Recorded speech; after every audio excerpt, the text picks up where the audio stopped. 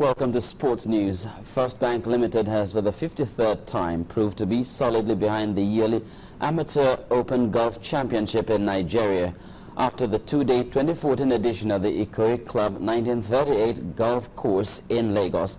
The Managing Director CEO Bisi Onosanya says combining business with sports and pleasure is a sure way of keeping the mind and soul healthy. Mr. Onosanya pledges First Bank's commitment to the game, especially in providing the necessary tools for sharpening of golfers' skills in the sport. 53 years, and the relationship between First Bank Limited and the Ikoyi Club 1938 is growing stronger on the golf course.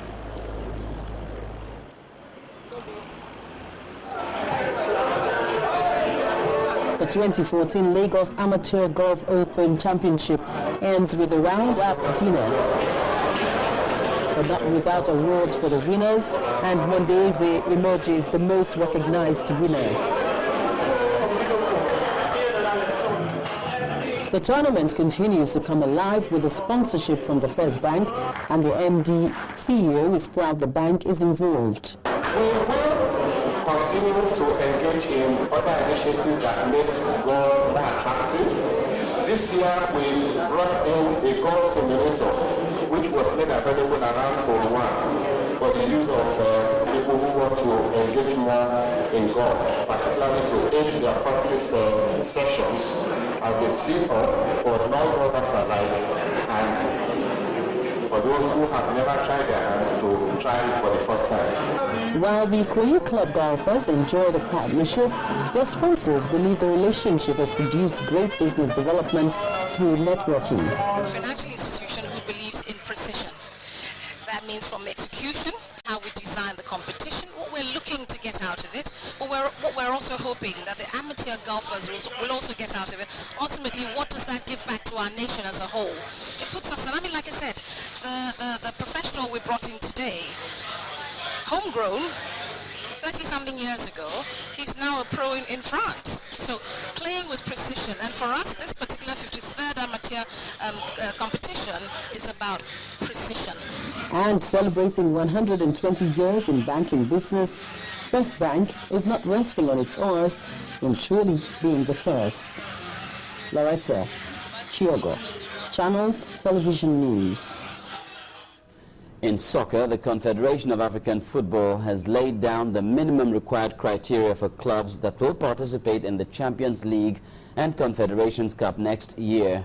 The continent's football governing body has demanded that teams participating in its club competitions must have stadium certification not older than 2 years at the start of the season and must also have a head of youth development program. CAF warned that clubs not licensed or properly licensed by their national football federations risk being thrown out of its club competitions.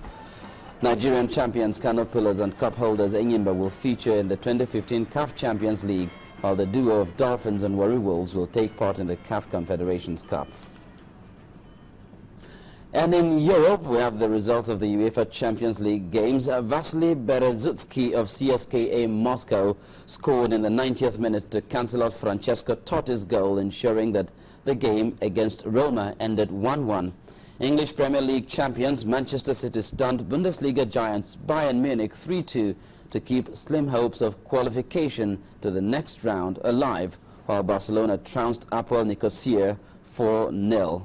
Elsewhere, French moneybags Paris Saint-Germain beat Ajax 3-1, while Chelsea defeated Schalke 5-0 with goals from John Terry, Willian Ramirez, Didier Drogba, and an own goal from Jan Kerkhoff.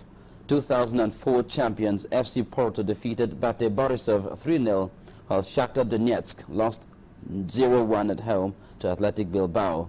In the game between Portugal's Sporting Lisbon and Maribor of Sweden, the result stands at 2-1 in favor of the Portuguese. And that's it on Sports News. Back to you, Joma, for the rest of the news at top. Over now to the foreign scene, where U.S. President Barack Obama has called for calm and restraint as the town of Ferguson witnessed riots and looting after a jury decided not to bring charges against the white officer who killed a black teenager. Here's Victoria Ido with more.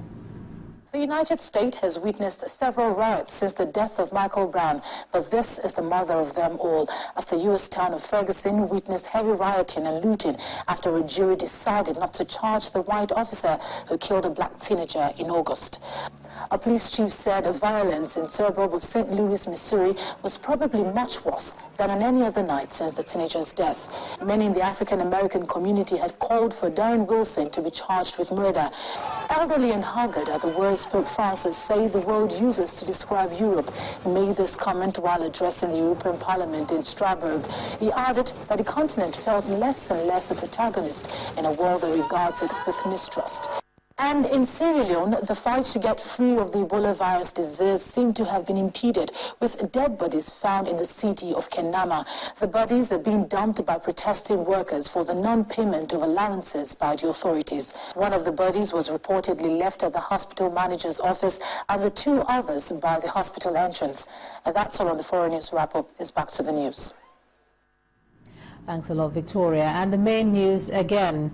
2 teenage female suicide bombers have blown themselves up in a crowded market in Maiduguri, Borno State, killing 33 people. The bombing follows a spate of attacks by Boko Haram sect in different parts of the state in the last 2 days. Well, that's the news at 10 tonight. Thanks so much for staying with us. I'm Ijoma Bunyato. Do have a good night.